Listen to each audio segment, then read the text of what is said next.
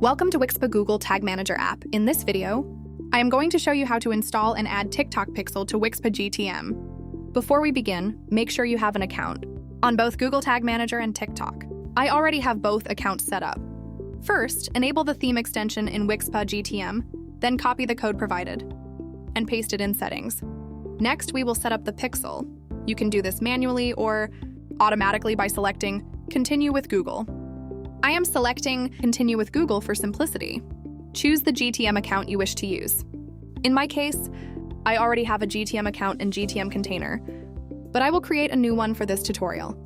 Once the container is created, select TikToks as the platform. To connect the pixel, we need the pixel ID. Copy the pixel ID from your TikTok ads account and paste it into the Wixpa GTM app. After pasting the pixel ID, you can proceed with the default settings or adjust them according to your needs. I will continue with the default settings. It will take approximately 3-5 minutes for the setup to be completed, as data takes time to populate. After a few minutes, go back to GTM and you will see that the new container has been created and data will start appearing.